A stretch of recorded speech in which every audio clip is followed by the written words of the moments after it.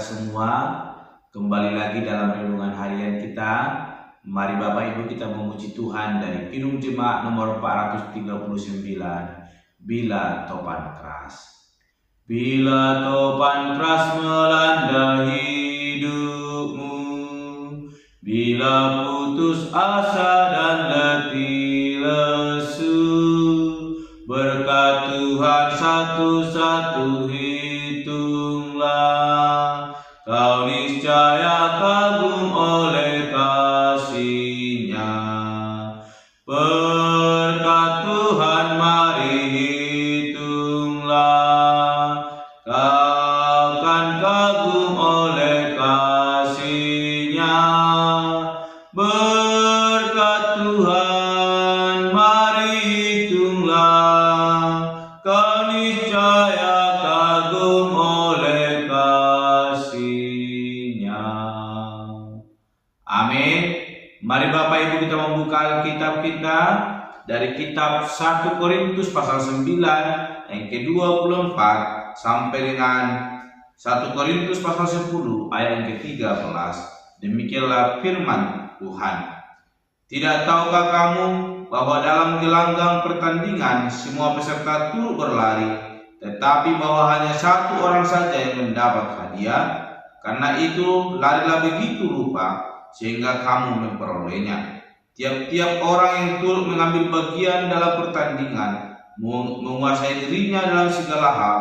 Mereka berbuat demikian untuk memperoleh suatu mahkota yang fana, tetapi kita untuk memperoleh suatu mahkota yang abadi. Sebab itu aku tidak berlari tanpa tujuan, dan aku pun bukan petinju yang sembarangan saja memukul, tetapi aku melatih tubuhku dan menguasainya seluruhnya, supaya sesudah memberitakan Injil kepada orang lain, jangan aku sendiri ditolak.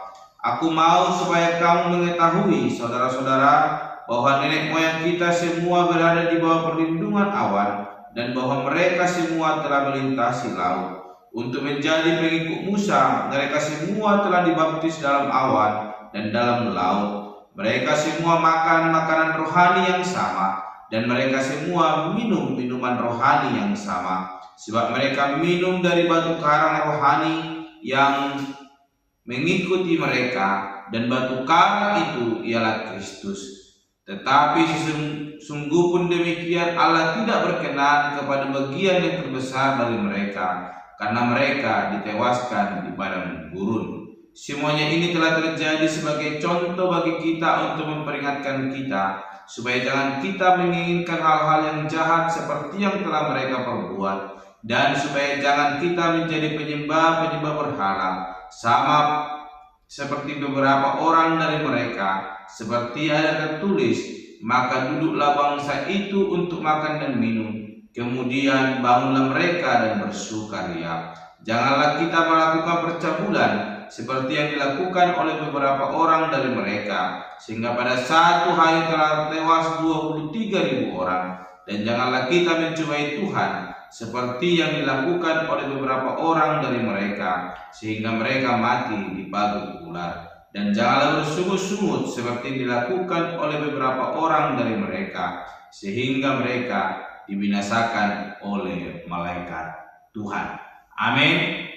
Bapak Ibu, saudara-saudara yang dikasihi di dalam nama Tuhan Yesus Kristus, kita kembali merenungkan firman Tuhan, dan saya memberikan tema bagi kita pada hari ini, yaitu hidup berkemenangan di dalam Kristus. Sekali lagi, hidup berkemenangan di dalam Kristus.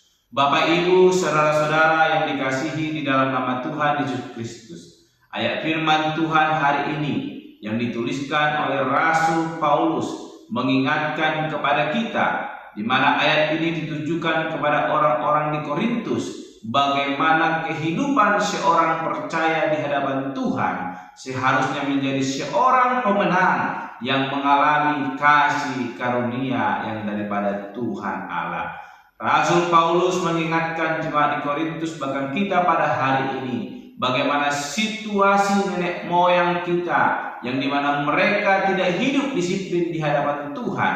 Mereka hanya mau menikmati kasih karunia Tuhan, tetapi mereka tidak mau dipimpin bahkan mau melakukan kehendak Tuhan. Sehingga pada akhirnya Rasul Paulus menjelaskan kepada kita bagaimana nasib mereka, ketidakdisiplinan mereka, sehingga mereka tidak mengalami kemenangan di hadapan Tuhan dan mereka mengalami pembinasaan. Mereka tidak diizinkan oleh Allah melewati padang gurun untuk boleh sampai kepada tanah Kanaan, dan mereka semua mati oleh karena perbuatan mereka. Bapak, Ibu, saudara-saudara yang dikasihi di dalam nama Tuhan Yesus Kristus, firman Tuhan hari ini mengajarkan kepada kita bahwa betapa begitu besarnya kasih karunia Tuhan dalam hidup kita.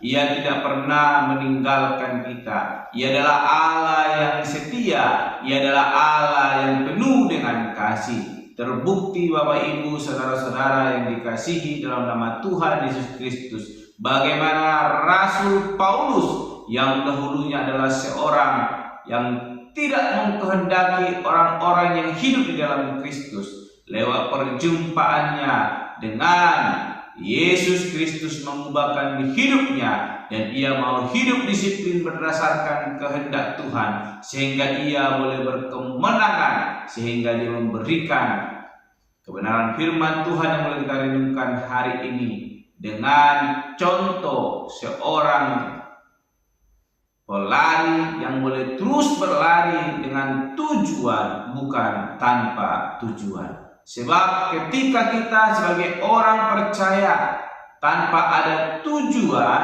maka sia-sialah kita beriman, maka sia-sialah hidup kita yang sungguh percaya tanpa kita memiliki tujuan. Firman Tuhan hari ini mengajarkan kepada kita sebagai orang Kristen, iman kita harus bertumbuh, iman kita harus semakin berkembang, iman kita harus menghasilkan buah, sehingga pada akhirnya ketika Yesus datang kali yang kedua, ia boleh menemui bahwa hidup kita menghasilkan buah, dan kita boleh berkemenangan di dalam Kristus, dan kita boleh memperoleh upah yang besar, yaitu kerajaan surga yang telah dijanjikan di tengah-tengah kehidupan kita. Suatu hal yang sangat penting boleh kita ketahui dan boleh kita ingat dan kita pegang dalam hidup kita. Kebebalan tidak menghasilkan buah yang baik, tetapi ketika kita mau berusaha dengan gigih, memiliki iman yang sungguh percaya kepada Tuhan, dan kita boleh berkemenangan di hadapan Tuhan dan menjadi pemenang, maka Allah akan menjadi Allah kita, dan kita akan menjadi anaknya, dan kita akan memperoleh kasih karunia-Nya yang akan senantiasa dicurahkan dalam hidup kita, dan kita akan menikmati pertolongan Tuhan akan terus terjadi di dalam hidup kita, sebagaimana yang dialami oleh bangsa Israel ketika mereka keluar dari tanah Mesir. Tuhan senantiasa memperhatikan hidup mereka. Mereka dalam perjalanan mereka pada siang hari ada tiang awan yang boleh menemani mereka. Pada malam hari ada tiang api supaya kaki mereka tidak terantuk, supaya mereka tidak terjatuh. Ini adalah suatu penyertaan Tuhan yang luar biasa. Tetapi mereka tidak berkemenangan di hadapan Tuhan. Iman mereka tidak bertumbuh, malah iman mereka semakin terkikis oleh perbuatan mereka sendiri. Padahal Tuhan telah menyediakan segala sesuatu yang mereka perlukan, sehingga pada akhirnya mereka tidak dapat menikmati akan janji Tuhan sampai kepada tanah perjanjian. Namun mereka harus meninggal di padang gurun oleh karena ketidaksetiaan mereka, oleh karena iman mereka yang tidak bertumbuh, oleh karena perbuatan mereka yang menentang kehendak Allah. Hari ini firman Tuhan mengajarkan kepada kita supaya kita menjadi pemenang, dan lewat pemenang itu kita mendapatkan hadiah. Sebagaimana seorang pelari ketika dia menang, ia mendapatkan hadiah. Tetapi kita sebagai orang percaya, hadiah yang kita peroleh adalah mahkota yang kekal dalam kerajaan surga, di mana Allah akan menempatkan kita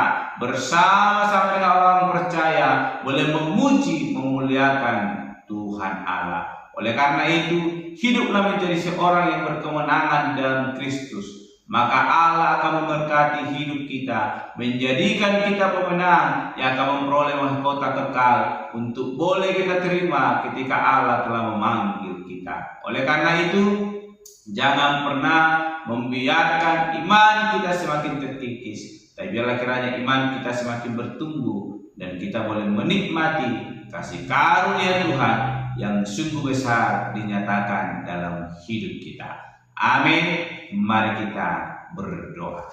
Bapa Surgawi, kami kembali bersyukur untuk kebenaran firman Tuhan yang boleh kami renungkan, yang mengingatkan kami, mengajari kami, supaya kami menjadi orang yang berkemenangan di dalam Kristus, sehingga kami boleh memperoleh mahkota kekal yang boleh Tuhan sediakan dalam hidup kami, dan menikmati kasih karunia yang Tuhan sediakan dalam setiap hidup yang boleh kami lalui. Mampukan kami Tuhan, jangan biarkan kami menjadi orang-orang yang iman kami semakin hari semakin terkikis dan menjadi tumpul. Tapi biarlah kiranya iman kami semakin bertumbuh dan kami boleh semakin melayani Tuhan dengan penuh sukacita yang daripada Engkau. Terpuji termulia Engkau Bapa. Di dalam nama Tuhan Yesus Kristus kami berdoa dan menutup renungan pada hari ini. Haleluya. Amin. Shalom Bapak Ibu. Tuhan Yesus memberkati.